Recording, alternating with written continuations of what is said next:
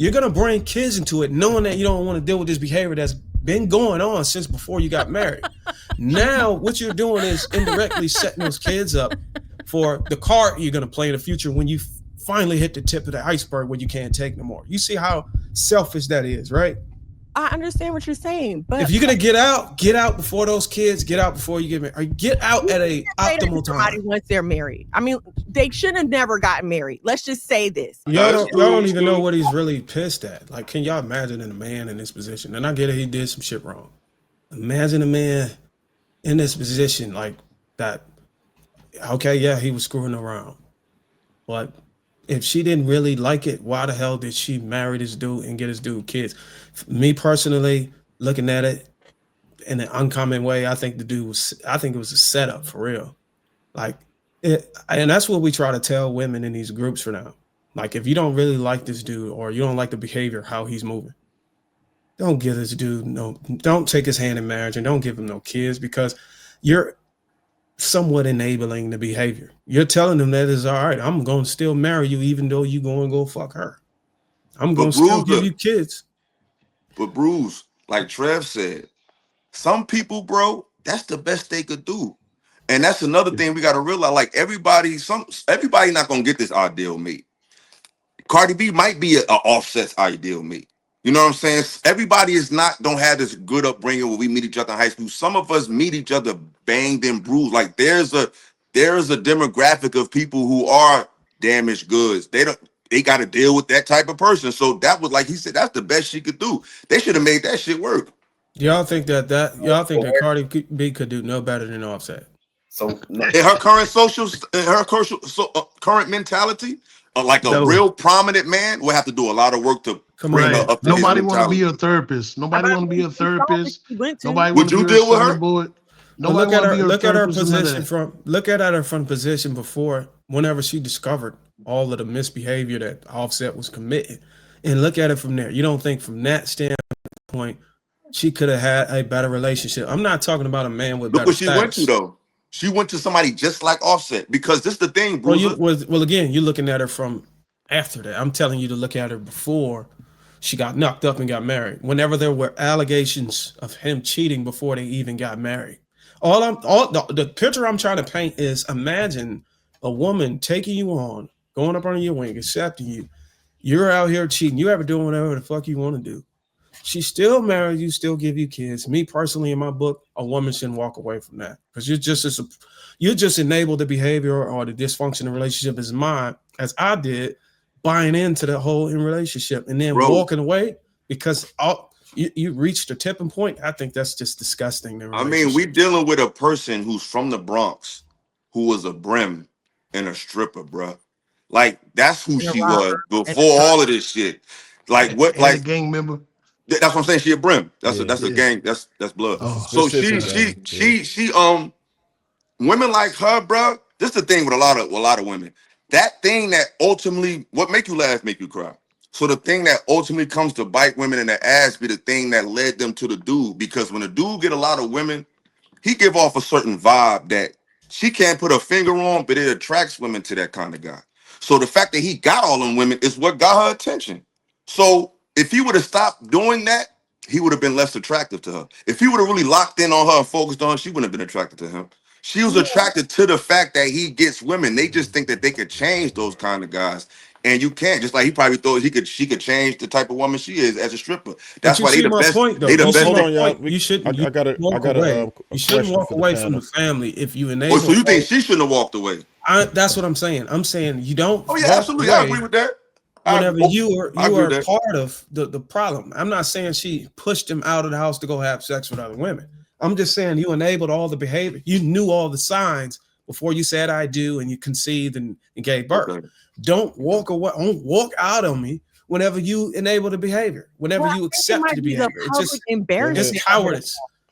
It was always a public. It's been a public embarrassment since 2016. Okay, but it's one thing to cheat. It's one thing for it to happen between us and we resolve it amongst us. But now everybody knows and everybody always knew from the day one. What are you talking about? I read the reports. With the bottle. Everyone knew since the first time this dude was accused of cheating and got caught cheating before they got married.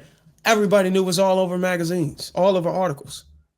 And she got pregnant with It that always Go happened. ahead, There was Bo. nothing new. She should have married him. I'm not saying that at all, but I'm saying that maybe that was what caused her to walk away, like the constantly embarrassing me in public. No, that's But she never walked away. She walked into out. another man. She didn't walk away. Look what she walked away into. You're really bailing. You got to think. You're bailing a woman out, saying, "Oh, she was fed up, or that she had enough." I'm not bailing her out at all because I don't agree with her behavior on any level. I was just. Listen, I know, and I tell people this all the time. Me and my husband can have issues.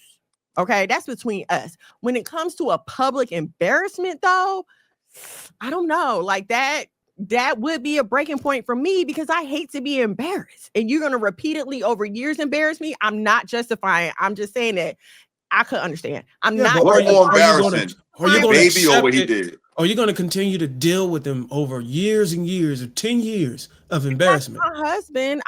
But the problem with what you're doing, and I think you're also indirectly championing the type of behavior that I'm trying to put dishonor on. Basically, what you're doing is saying, I'm gonna deal with your problems and then bring kids into it. That's another problem. That's you're gonna bring kids into it, knowing that you don't want to deal with this behavior that's been going on since before you got married. Now, what you're doing is indirectly setting those kids up for the card you're gonna play in the future when you finally hit the tip of the iceberg where you can't take no more. You see how selfish that is, right?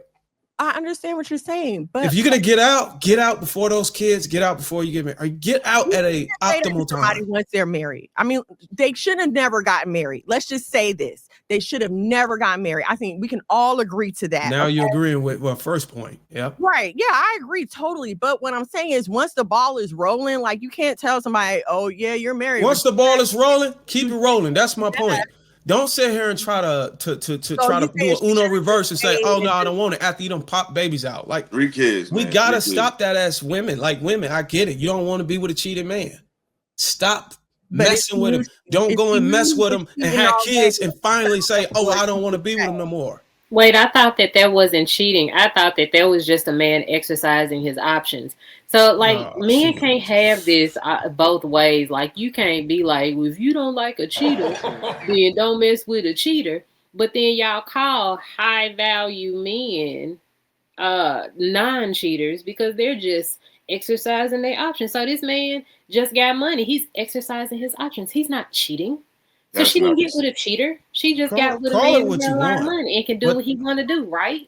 Call it what you want, but do you understand? That's what y'all call it. I don't call That's it. That's what nothing. Kevin Samuel said. I ain't say that. Understand it the way you want to understand it. At least Miss Monos, will you understand what I'm saying, right?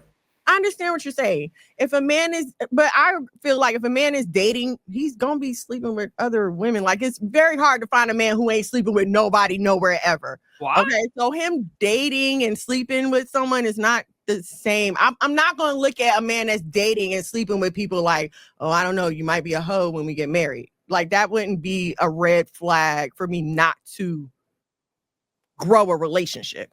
Now, if you're disrespecting me inside our relationship before we get married, yes, now I'm gonna say no, that's not gonna fly.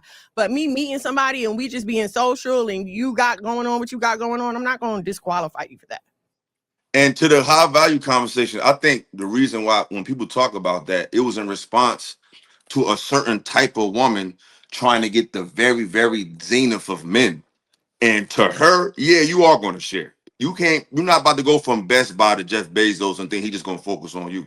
I think that's a specific conversation for the woman with delusions of grandeur. I don't think that just, I mean, men are naturally, I think, not monogamous by nature, but I think these women are asking for the very best.